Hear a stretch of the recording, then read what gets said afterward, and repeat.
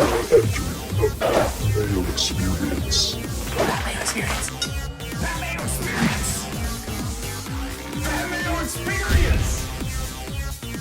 Experience. Welcome to the Pat Mayo Experience.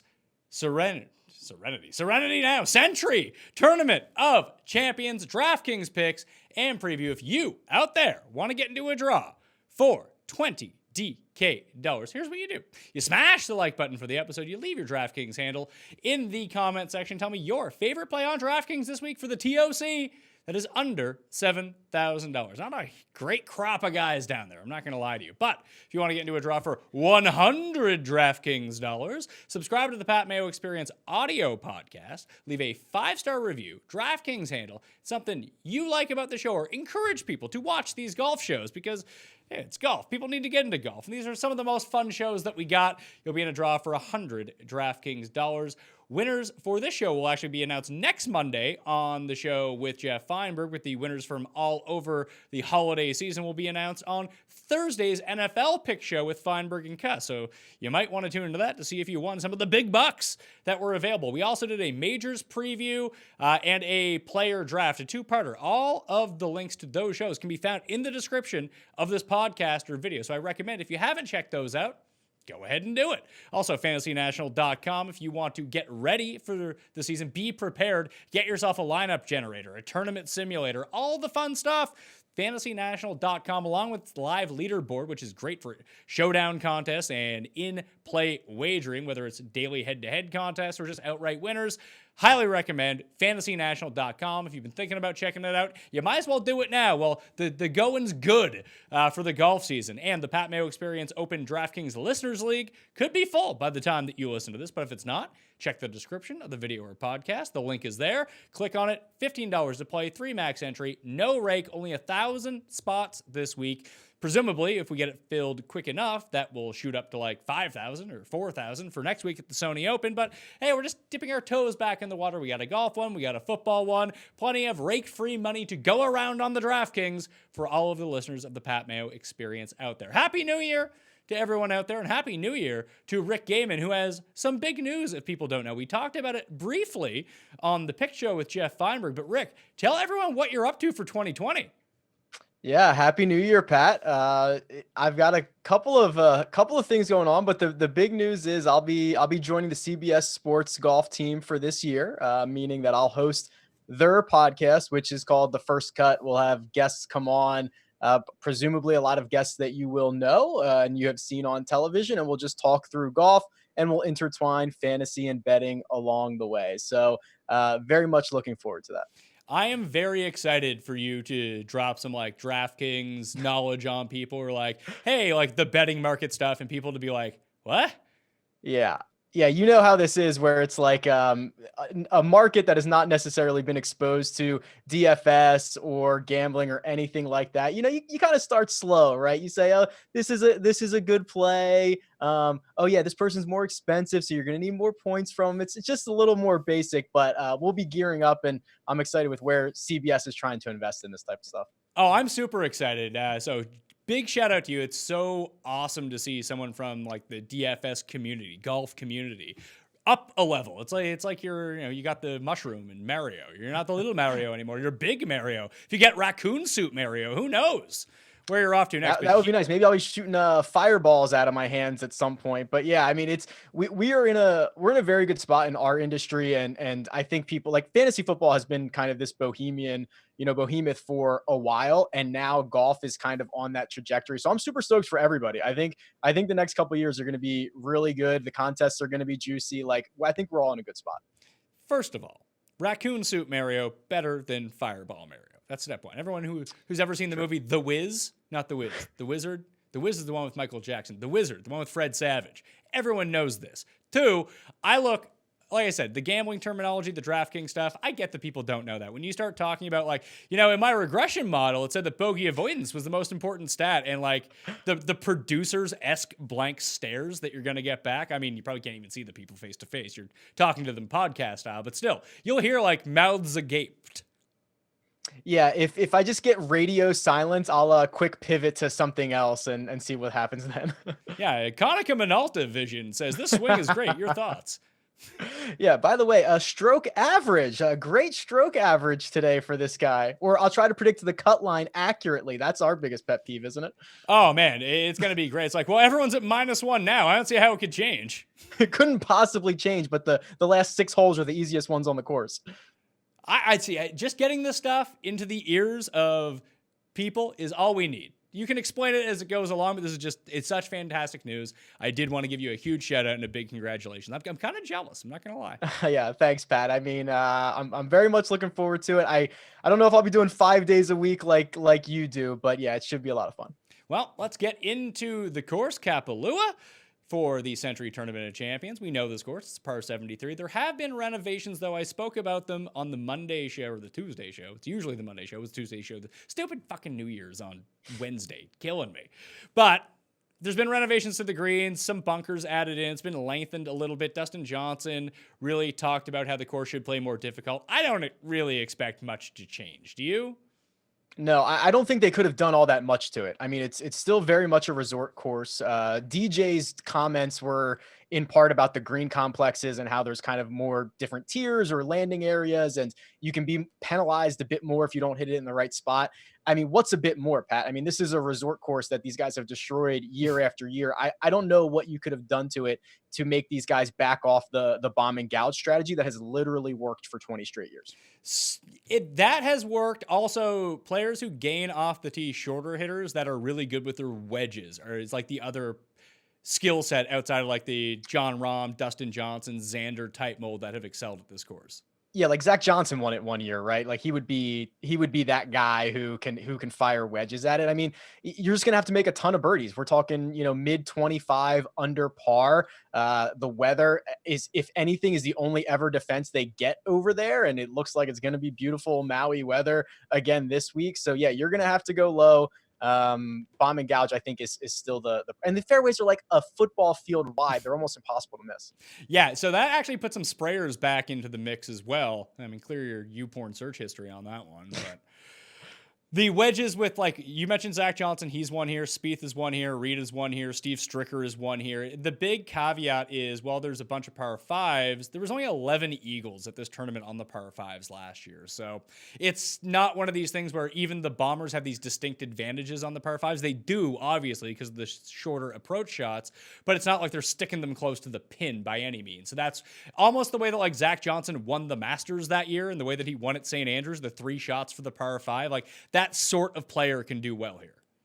Yeah, I mean, I think there's a lot of guys in play, and what you'll see this week, which is kind of cool, is the ball's on the ground a lot. Like, if you hit it over the correct side of the fairway, it'll roll like 100 yards down there. You're going to see the longest drives of the year, and yeah, some of these guys that maybe they're 30 yards behind DJ normally, they might be back in play this week because hit it in the right spot, you get it to roll out, and you have a much better angle on your second shot. So while I do think that driving distance, like you kind of mentioned, is overrated here, strokes gained off the tee is big for me. I weighted that equally with strokes gained approach in my custom modeling on fantasynational.com. But I also put in opportunities gained because these greens are still ginormous. Like, you could have like a 100-foot birdie putt, and then all of a sudden you have your 8 feet for bogey if your leg putting is not up to snuff. So opportunities gained, it's a stat on Fantasy National, which counts any green or fringe in regulation 15 feet and under, like a legitimate birdie opportunity. You're going to still need to probably get to -20 at the very minimum in order to win this week. So a hot putter is going to go a long way. That's tougher to figure out, but opportunities gained. The issue with stats right now is when you're looking at them, who knows? I mean, you can find out where they're coming from, but like, there's been so many tournaments over the swing season in the past 4 months that haven't had shot trackers, so they're not included, and some of these guys took a long time off, so some of their stats are coming from like July. I would prefer to look at long-term stats over like past 24 rounds, something like that. I'd want to get a good sample of like 75 or 100, so at least I get a baseline of how these guys are actually playing. Yeah, we haven't seen some of these guys in a long time. We don't know if they've been playing, and you're right. Outside of like Safeway, Shriners, Greenbrier, like the first handful of events on the PGA Tour, it's been a while since we've had any of that shot link data. I guess I still can say on this show, in my regression model, one of the things that you actually brought up is these massive green complexes. And one of the most important stats, I'm basically throwing out all stats this week because my model's not great because it points to, oh, guys that do well are high on the official money list. Guys that do well are strokes. Well, those are the guys that are in this event. So I'm throwing that out. But 3-putt avoidance was actually the number one highest rated stat, which makes sense because if you can have like a 90 footer and 3-putting from there is a lot easier than all these other courses. But again, I'm kind of agreeing with you very much, saying it's long-term stuff.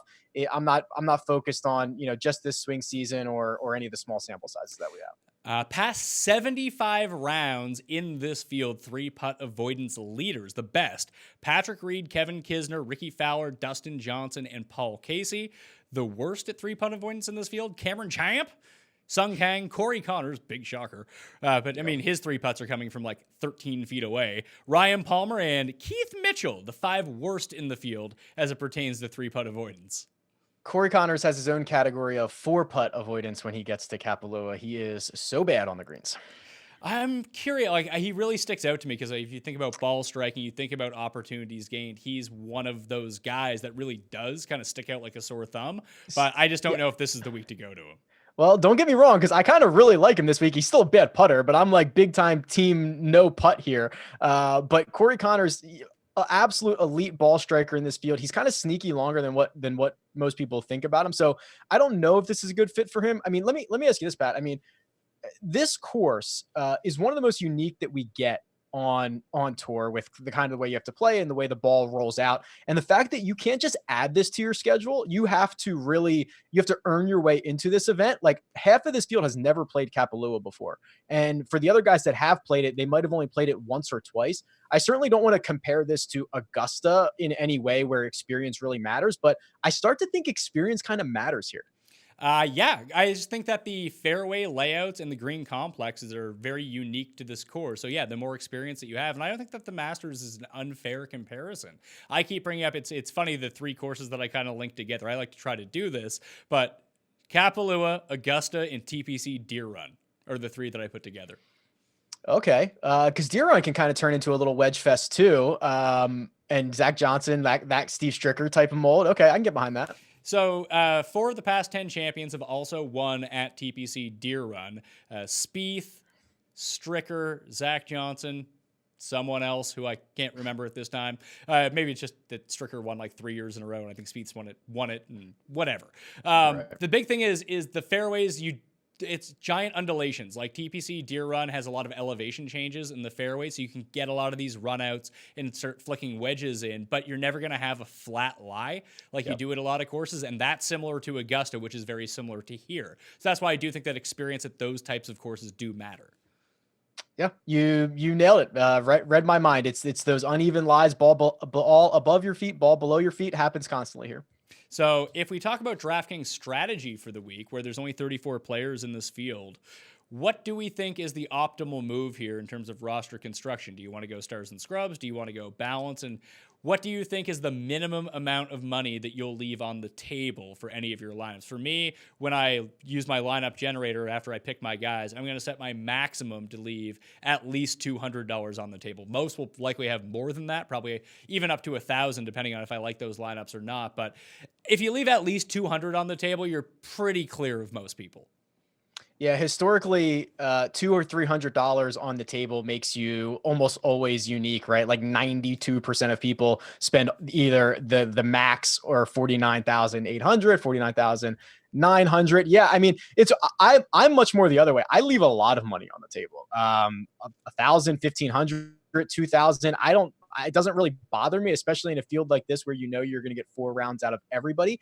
My problem is I've started making lineups a little bit, and there's like two cliffs. The field kind of falls off a cliff down towards the middle, and then it falls off a cliff again down at the bottom. So like if you want to get one of these big guys like John Rahm, Justin Thomas in your lineup, you're going to have to sacrifice for one of those guys at the bottom. And I don't know. I feel like actually it would be better if it was a no-cut event, or I'm sorry, a full field event, because if you get one of these $6,500 guys and they just make the cut, they pay for themselves and you're good. But this week, everybody's making the cut. So you're actually going to have to find the guy that outperforms the other, sub 7K guys. Well, the biggest problem with leaving too much on the table at this tournament in particular, unlike a WGC or the CJ Cup or the Zozo, something like that, is we've had a track record of this course over the years. And you mentioned experience matters. Like, first-time players at this course generally don't come inside the top 10. So you're going to need that big-name talent that's going to be up there. Yeah, I mean, I don't disagree with you. I will probably go with more of a balanced build for that reason. Get guys who have had experience, whether it's 1 or 2 starts here, guys that are a little more seasoned vets, because if you look at the name of the list, and not knocking any of these guys, but a lot of them are like flash in the pan type guys. We don't even know what they're going to be yet. JT Poston, I don't know, Dylan Fratelli, like we don't know what their career is going to hold for them and whether this is going to be the only time they play this because it's their only win, or if these guys are actually on the come up. So it is a little bit difficult. I'm going to probably opt for more experience and stick with a balanced build, even if it kind of kills me. Just remember, if JT Poston has a bad week, remind me to still use him next week, because I think he's going to have a really good Sony Open. Oh, okay. That's interesting. He would be a pretty good fit at Sony. Yeah, Wildeye, right? Yeah, Wildeye kind of correlates with like Heritage and Wyndham, where he ended up winning along with the OHL. And you always just want to take guys that played the week before at the Sony Open. The winner is always a guy who played in the Tournament of Champions. That's actually really true. Okay, so we want him to finish like 31st this week, and then everybody forgets about him and we'll play him next week. Yeah, that's what happened with Kuchar last year. Like, he was 40-1 to win the right. Sony Open last year. It's like he's like the 3rd best guy in this field. Yeah, it's kind of wild. Actually, Kuchar's interesting here with where he's priced in the mid 8s for if you want to talk about long-term stats, like he's better than the guys around him too. He's interesting here. Well, we'll have a discussion about the guys down there. Let's go to the very top. John Rahm is the most expensive, and then it's Justin Thomas at 11.4 and 11.2. Then Xander and Dustin, the only other 2 players above $10,000. Xander won last year. Dustin's won this twice before. Then into the 9s, you have Cantlay at 9.8, Ricky at 9.5, Woodland at 9.3, Patrick Reed 9,000, then Paul Casey, the statistical darling of the week. No matter what modeling you look at, I'm guessing that Paul Casey rates out very highly in yours, Rick. Yeah, he certainly does. I mean, to me, this is a lot of an ownership play. The guys at the top, you have to love for a lot of reasons, right? Like you and I are both super high on Justin Thomas. I think he's going to have a massive year. He's won here before. John Rahm finished his year win second, then got married. Like everything's going right for John Rahm at the moment. I think the real interesting one, and I'm worried that his ownership is just going to continue to climb all week, is DJ at 10-1. Being the 4th most expensive golfer in this field of only 34 is a little bit jarring for Dustin Johnson, a guy who's won here in the past, has played here a ton. He has like 7 top 10s in his 9 starts here, like rarely disappoints. And I just wonder if he's being undervalued. And if we need, like, if he goes out and wins this week, like we're never going to see this price again. And we're never going to see the odds on him again. This is what I brought up to Jeff when he talked about betting him at 9-1 or potentially 10-1, is that when we get to Riviera in a field of 156 players that could be just as strong at the top as this one, then you chuck on, over 100 more players. He's going to be the same odds. Yeah, it was when I first pulled up the odds, I was like, wow, like I was genuinely shocked, which I mean, it doesn't happen too often. And I just feel like it's almost too good to pass up because it's not going to be here for long. So I guess the issue is I do think that Justin Thomas will end up being the highest owned of all these guys. And if you pay for Justin Thomas, you probably can't afford DJ. Like the most common build, at least in my mind, is either going to be Justin Thomas and Cantlay or Justin Thomas and Gary Woodland. Those would stick out in my mind as the 2 that are most common when people are constructing lineups.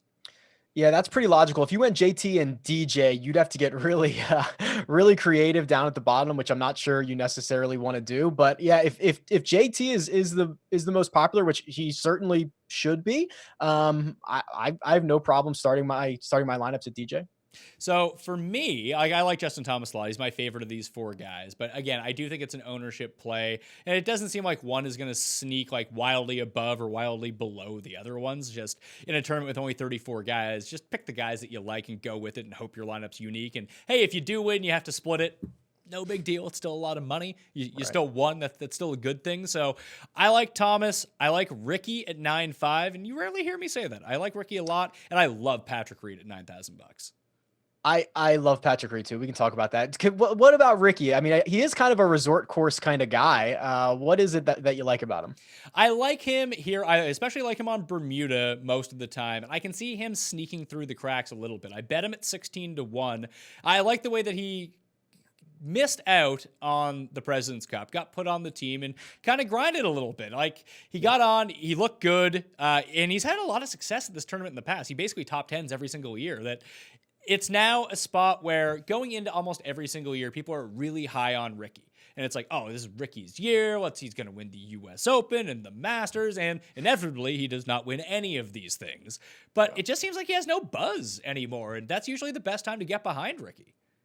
Hard to argue with that. I will smash Patrick Reed into all of my lineups, and I don't know, like, we can say this all week long, but like, people generally do not like playing Patrick Reed. And I think what we need to talk about, and we rarely get into narratives like so much, you and I, but there are two types of golfers at this tournament. There are guys who are taking a victory lap and bringing the family and going on vacation to Maui and cashing their check, and it doesn't really matter where they wind up.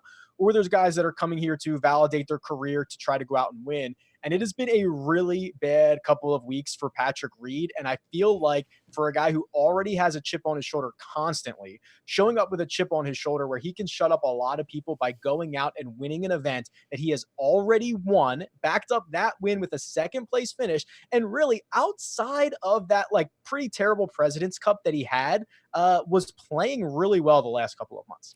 Do you buy into the Hero World Challenge narrative for this event, where since I believe it's 2012 that anyone who's finished inside the top 5 at the Hero World Challenge and played in this event has come inside the top 10? I did not know that existed, but sure. I mean, they're kind of similar, small, no-cut events in like paradise, tropical type places. I don't know. Yeah, I could get behind that. There's certainly resort courses, and I mean, like, Patrick Reed probably wins the Hero World Challenge if he doesn't cheat. But hey, yeah, but he should be kicked off tour though. He just lost like $1 million, but he should still be kicked off tour. Yeah, he should actually be sent to Guantanamo. It was the worst thing I've ever seen in my entire life. He should never see the light of day again. I do like Feinberg's narrative that if he wants to make the Ryder Cup team for America, he has to win to get on the team and get those points. I mean, these are pretty easy points to get. Like, there are very few tournaments that will be worth as much versus, I mean, there's great players in this field, but it's one of the most softest fields he's going to play in all year. Yeah, I mean, there is legitimate, I mean, we've heard, I swear it was Matt Kuchar. Like, there are guys who are legitimately here for the vacation.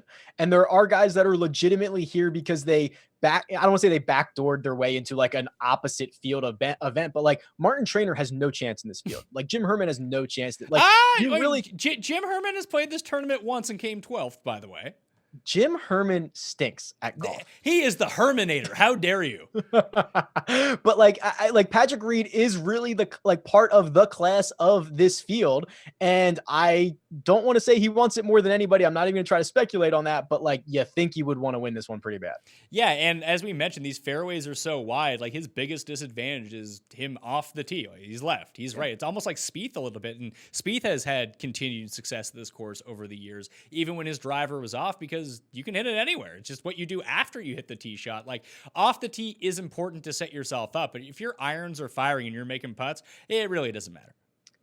Yeah, and what I like about Patrick Reed is he's kind of easy to play for DFS or for betting, where when he's hot, he's really hot, and when he's not, you can kind of just avoid him for a while. And he is in one of those pretty good stretches, and he can get scorching and pile up birdies better than almost anybody in the field. And you're going to know really quickly with Patrick Reed. Like, after the first round, if he's +1, he's not winning. No, you just pack it up and hope he enjoys, floating around on a raft in the Pacific or something like that, because yeah, he's definitely no chance he comes back.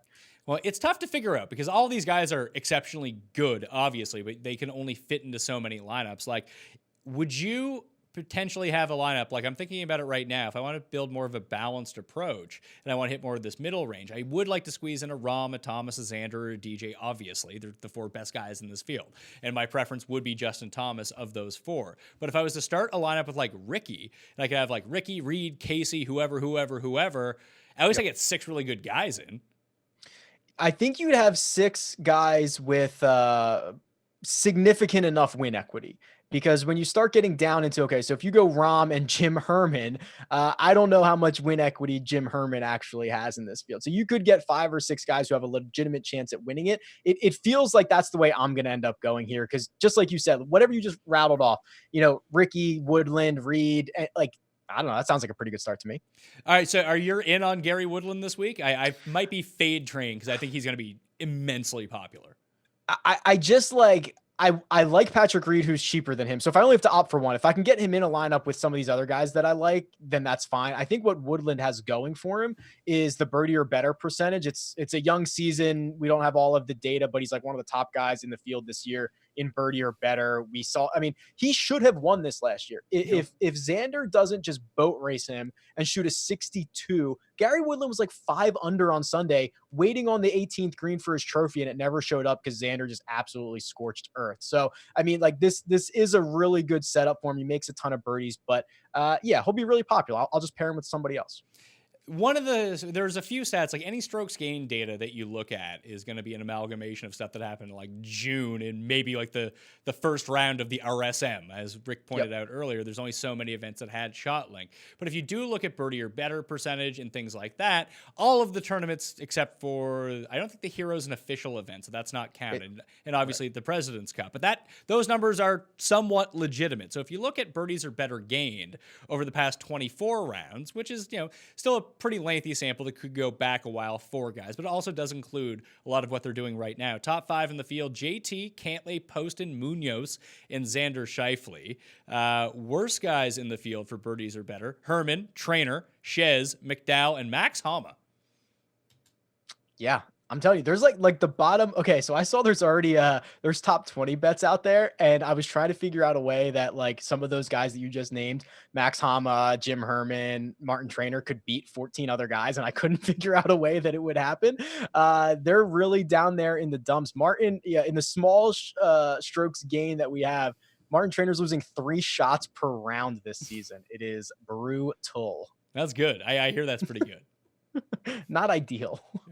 All right, next level of guys in the $8,000 range. I mentioned that Casey and Morikawa are $8,800 and $8,600, and Cooch, Champ, Brendan Todd, and Joaquin Niemann is the entire $8,000 area. Then you got Wolf, Connors, Kisner, Shez, Poston, Fratelli, Ryan Palmer, Munoz, Keith Mitchell. That is your $7,000 range. From those guys, I was really leaning towards Kuchar early on in the week, but then I thought about the narrative stuff. I bet on him to win this event last year, and this seems really kind of like hey, let's go out and shake some hands and have some fun at the TOC. Although it is a course which could suit his game really well. It's Bermuda, it's coastal. Historically, that's where he's done his best work. But then I started to think, why wouldn't I just take Brendan Todd? He's cheaper. Oh man, you might just be buying Brendan Todd stock at the highest point ever. But it's not though. He's only $8,100. He's played this tournament once, came 8th, and this is a wedge fest on Bermuda, his specialty. I don't hate it. Man, it feels like you're buying high. I think Kuchar is interesting. I don't know if I love him here, but when I looked at his peers and I was like, okay, Morikawa's here, Cam Champ's here, Brendan Todd. I'm like, long term, Matt Kuchar's like way better than these guys. I was a little shocked to see him down there, but I am worried that, the last 2 times that we saw him here, he was like T19, T17. It might be kissing babies, shaking hands type of situation for him. I don't know. I'd probably just play Morikawa out of all these guys. See, I'm on big fade on Morikawa. I just think he's wildly overvalued here. What makes Morikawa better than Matthew Wolff, who's cheaper? Morikawa's like an elite ball striker, on approaches. He's an elite iron player, but Wolff is probably the best player in the field, reminiscent of the Dustins and Rahms off the tee. You will not get an argument there. Matt Wolff off the tee is DJ light and might just turn into DJ. Yeah, he's super good. I think the range of outcomes for Matt Wolff is a lot wider. I think I would not be shocked to see him finish 4th, and I wouldn't be shocked to see him finish 24th. I think Morikawa, who tends to be more consistent across all of the strokes gained categories, and he's, strokes gained approach is the stickiest, arguably the most important one of the strokes gained categories. He's super elite there. So I don't know. I feel like I would probably give the nod to Morikawa. Well, last time we saw Wolf, I guess he was in that team event. They had a scorching Sunday, him and Hovland, former OK State guys. But then he was at the Zozo. He put up a top 15 at that event. I just like the cheaper price tag. Like in the betting market, Morikawa is 22 to 1 and Wolf is 60 to 1. Like there shouldn't be that big of a gap between the two. Vegas knows. They know that Morikawa is the man and that he is 3 times as likely to win this golf tournament than Matt Wolff is. Do your numbers suggest that he is 3 times more likely to win? Because mine do not. No. There's few guys that are 3 times more likely to beat any other guy in this field. Like you'd have to just be like Rahm and Trader. It's all pretty close. So I like Wolf here. Cameron Champ is another one that I could potentially get behind because like Wolf, he's so dominant off the tee when things are going right. He putts really well on Bermuda. And frankly, he didn't play well at all until he won in 2019, but he played well at this tournament. Here's my issue with Cam Champ, who I drafted in our season long thing. So I am open to him and generally positive on him. But here's the problem I have. So I've got 34 measured tournaments on him, and he has gained total 78 strokes off the tee, lost 31 on approaches, lost 42 around the green, and lost 13 putting. So to me, like for him to be in contention, it's not just that one thing has to go right when we talk about ball strikers and bad putters. Like everything has to go right for Cam Champ. He has to like outplay his baseline in 3 of the 4 strokes gains categories for him to like be in contention on a given week, which scares the crap out of me. Yeah, it is. That also makes him a reasonably good GPP play because no one's going to own him. Oh yeah, I mean we talked about literally every other person in this tier before we got to Cam Champ, and then I kind of just shit on him. So like yeah, like he's definitely going to be the single digit guy in this range. I'd go to Neiman, but like I have a pretty steadfast rule, and like obviously it's not going to translate time after time after time, but it's like play Keith Mitchell on Bermuda. Don't play Joaquin Neiman if it's not bent grass. So I'm not going to. That's good. You stick with your rules. It's when the rule is bet Luke List every single week, you do it. When it's bet Siwoo Kim, you are very committed to your rules, my friend. Well, at least when it's a fade type of play, it tends to work out more than not because these guys don't normally just win. Right, because like even the best player in the world is only going to win 3 times this year, so you could like bet that he's not going to win this week and be right like every single time. Do you have interest in Neiman? I do, like from a long-term standpoint, right? Like I like the trajectory that he's on. I think if you're looking at it from this week where, you know, he's never seen this course before, I think it's a really unique one. Like he's not moving the needle for me. I think there's better options, but long-term super bullish on him.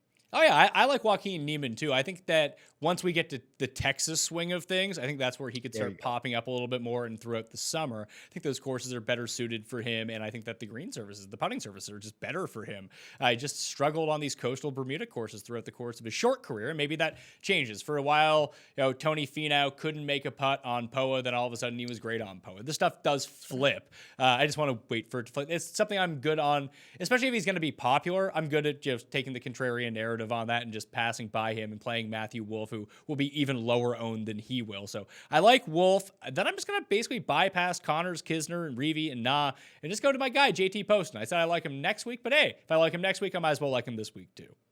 I'm okay with that. I mean, it gets really scary down here. I'm warmer on Corey Connors than you are. I mean, if you just look, and we talk about this constantly, but you know, the tournaments that he just like gains 1 stroke putting on, he's finished in the top 3 like every time he's done it the last 5 times. Like he just needs to be a completely average putter for 4 days and he's going to put himself in contention. So I'm always a sucker for those guys, but it is pretty hairy down here. I mean, after Connors, I don't want much of Reavie. I don't want much of Kisner. I mean, Dylan Fratelli, he gains in almost all 4 categories. He's all right. Yeah, Smelly Fratelli wearing his nerd glasses. Yeah, I can probably get behind him. I do like Keith Mitchell better though. Like especially if it's like optimal conditions. I think his off the tee prowess can translate well here. We're back on Bermuda. That's good for him. His one win came at a coastal course. That was a shorter course, mind you, than something like this. But I made the comparison. Remember when Kevin Tway was the first round leader last year? I could see Mitchell having like a Kevin Tway type first round, and hopefully he can just ride a bit of momentum after that. I did not remember that he was the first round leader last year. Kevin Tway. Wow. He won something Safeway early in the fall season and then didn't do anything after that. Yeah, he won the very first tournament of the fall last year, which had been Safeway. Now it's Houston. or Right. Greenbrier, something. Greenbrier. Yeah, I mean, Keith Mitchell is interesting because at least off the tee, he gains strokes constantly, right? He's gained in like 10 of his last 12 starts.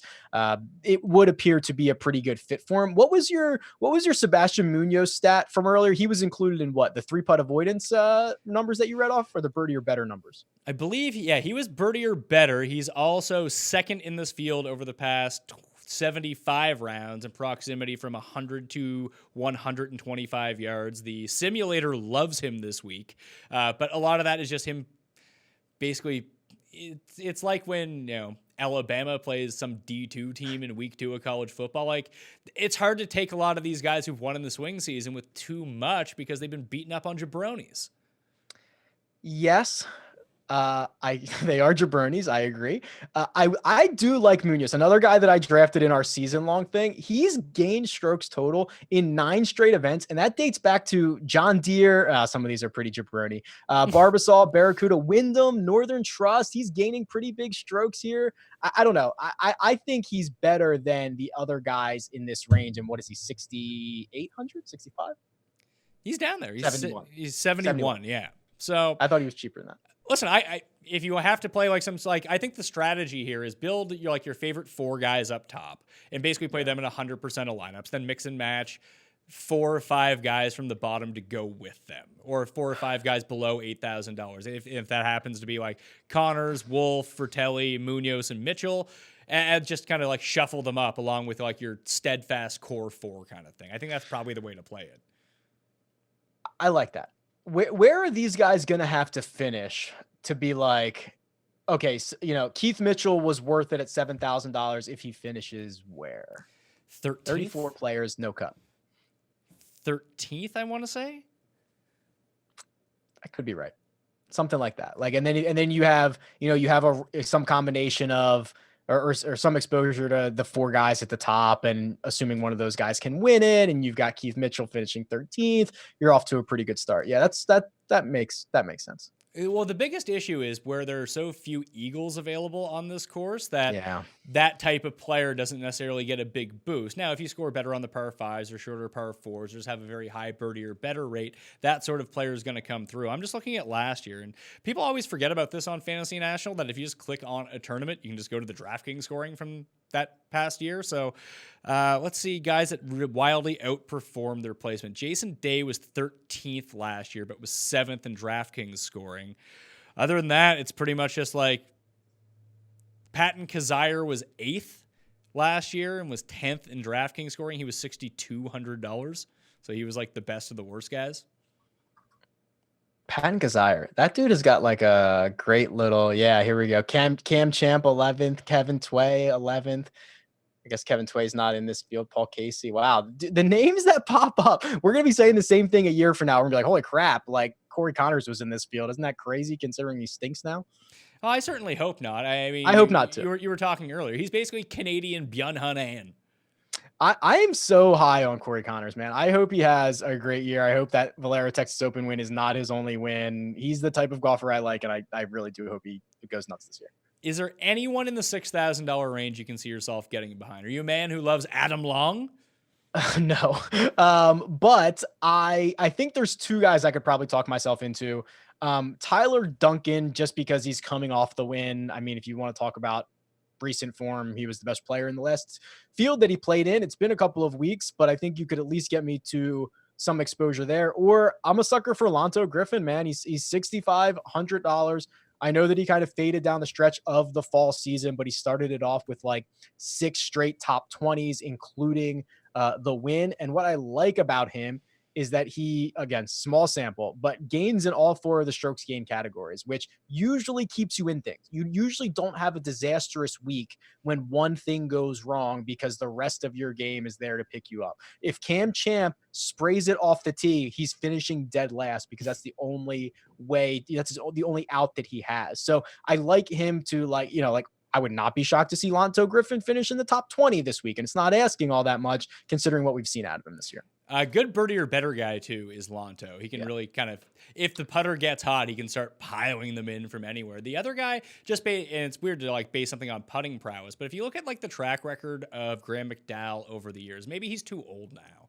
but he's won at a lot of coastal courses, almost exclusively on Bermuda. And if the wind does pick up, and it does look like it's going to get windy over the weekend, I don't know how much that's going to affect the course, but it could be between like 20 and 30 mile per hour winds. He's someone whose putter can get so exceptionally hot that he can perform well here. You're not looking for him to win, but he can putt his way to a top 10. In his past 2 starts here, he had one bad one. The other one was a T3. Now, that was like a decade ago, but he still was able to manage it. Just looking back at his recent results, he WD'd at the Zozo, but around the 4 starts around that, he was 15th at the Italian, 16th at CJ Cup, 23rd at Mayakoba. I could see it. 6, 7, 8. I'm counting 9, 10, 11, 12. Okay, the last time Graham McDowell gained more than 1 stroke off the tee in an entire tournament was the 2018 Wyndham Championship. Over a year ago. Loses a lot off the tee in a big way, and when he gains, it's like a half a stroke over 4 rounds. Otherwise, yeah, the putter's magic. The putter's great, but really concerned about the off the tee game here. Well, it's funny, like if we talk about someone like Corey Connors, where if he can just be like a net nothing on his putting, that McDowell's sort of the opposite, where if you can just get a 0 off the tee from him, he could be alive. Sometimes. So the last times he's gained strokes, less than 1 on the US Open, he finished 16th, less than 1 at the Valero, he finished 7th. There's your good one. 18th, 11th. Yeah, I mean, he's basically, if he can just gain or be neutral off the tee, he's basically like a top 20 player in a normal field. Yeah, at the RBC Canadian Open this year too, he gained 0 strokes off the tee and came 8th. Yeah, right. Yeah, okay, yeah. So there's now completely agree. The argument would be putting is more volatile week to week than off the tee is, but you're absolutely correct that if he can just hit it average for the week, he's puts himself in play. Yeah, and listen, I don't think that Graham McDowell is going to win, but if I do want to roster someone in the $6,000 range, I think he's an intriguing option just because we normally take the complete opposite type of player of him and his skill set at this type of course, this style of course, I do think is just a place where even when he won last year, where did he win? He won it at the opposite event at Corrales, which is frankly probably very similar to this course. That's actually true. Somebody I was on with Will Haskett of PGA Tour Radio, and he called it the vacation tour, where it's like everything that's coastal, right? So it's like Hero World Challenge, Bermuda, OHL, Corrales, right? Yeah, all these places that are just straight resort courses. So, yeah, that's where I'm going to go. Maybe I'll add him to the bottom of the pool. Right now, my cheapest player in my player pool is going to be Keith Mitchell at $7,000, but he's not going to be like a 100% type guy. He's probably going to be like a 25% guy because I'll probably limit my player pool, honestly, to like max 9 guys this week. Yeah, and quite frankly, the other guys under 7,000 are so terribly bad. Like nothing against Adam Long and Nate Lashley, but there's like no chance I roster them, no chance I roster Sung Kang. So the 1 or 2 guys here, the Graham McDowells of the world, and even I can get on Lanto, like that's basically it for me down here. In fairness to Adam Long, he was pretty good throughout the swing season. He had a second place somewhere recently. He was second at Mayakoba, but before that, he played in like the big boy events, the Zozo and the CJ Cup, and came like 51st and 46th, whatever. But before that, like 23rd at Safeway, 23rd at Sanderson Farm, 14th at the Greenbrier, and was 65th before he got cut to go to the finals of the FedEx Cup. But if you just look at ball striking, his ball striking has been like off the charts good. Yeah, he's a really short hitter, I believe. Yeah, he's like bottom like 5 or 6 in this field, which I don't know. I always go back and forth on this. Like, okay, at a place where you're going to get 100 yards of roll, is that even better for the bombing gougers, or does that level the playing field? I think it depends. Like if the wind is going the right way, as we saw with Dustin, he can just drive the greens on some holes, and that's a big advantage. Yeah, I mean, there might be 1 or 2 strokes that Dustin steals like literally from one shot of the driver, right? I mean, we saw him, everyone remembers when he almost aced like 13 or 14 or whatever that downhill 430-yard par 4 is, but like he could literally steal like a stroke on a single shot with his driver at this course. Since 2011, which players who've played this tournament, not every year, because not everyone plays every year, but minimum 2 appearances have never finished outside the top 10? Who do you think it is? God. Rahm? Rahm, 8th and 2nd, correct. That one I knew. DJ probably. He's like 7 top 10s in 9 starts. Yeah, DJ 9th, 1st, 6th, 10th, 6th, 1st, 4th. There's How one many more. are there? There's one more. I think you mentioned him, Fowler. Yeah, Fowler 4th, Right. 5th, and 6th. So he's trending towards a T3 this week. Yeah, so a couple of years from now, or if he wins every other year, it might be like 6 years from now, he'll actually win the Tournament of Champions. All right. I think that'll do it, Rick. What do you think? I love it. Yeah, Golf's- I mean, hey, it's golf gonna be a is fun back. one. Golf is back, man. It is great times. Yeah, the football season has been over for me for weeks. This is a lot of fun. This is when the public starts to get engaged again. Like we've been talking about it for a handful of weeks, but this is when everybody gets back in. It's going to be cool. Yeah, so I want everyone out there to follow Rick on the Twitter box. You're at you got me so confused with your Twitter This is my handle. fault. So It's you at tell Rick me. Run Good. That's my fault. Okay, so at Rick Run Good on Twitter, the Rick Run Good YouTube channel, and dfsondemand.com, and tell everyone the name and where they can find your new podcast on CBS. Yeah, so it's called the First Cut Podcast. Wherever iTunes are, or wherever iTunes are available, wherever podcasts are available, go subscribe to it. You will not be disappointed. It's going to be great. Did you license the rights to The First Cut is the Deepest? Baby, I know. No, but I'm on it right now. You should. I'd wager it's probably not like when I'm on audio blocks getting rights free music. What's going to cost a penny? But hey, CBS, they got cash. Who cares? Yeah, right. Throw some bucks at it. We'll figure it out. All right, I'm Pat Mayo. You can follow me on Twitter at the PME, same as Facebook and Instagram, playing the Pat Mayo Experience Listeners League. Link is in the description. Become a member at fantasynational.com right now to make things easier on yourself. And hey, this is the first week back. It's a small tournament. There's no cut. Don't feel the need to max everything out. Maybe just, play 25% of your normal bankroll for this one, and then we'll get things really cruising with the Sony Open, the first full field event next week. But just, it's just like going to the practice range. You're playing around by yourself to kick off the year. You gotta get some kinks out of your swing. Just remember how everything works. Hammer down on what you want to do and just try to make good decisions this week. And hey, play the good guys. That's always the best advice I can give. I wish I could follow it or knew who the good guys were, and I'd be more successful at this. But either way, I'm Pat Mayo. Enter the giveaways. Thank you all for watching. I'll see you next time. Pat Mayo Experience! Experience!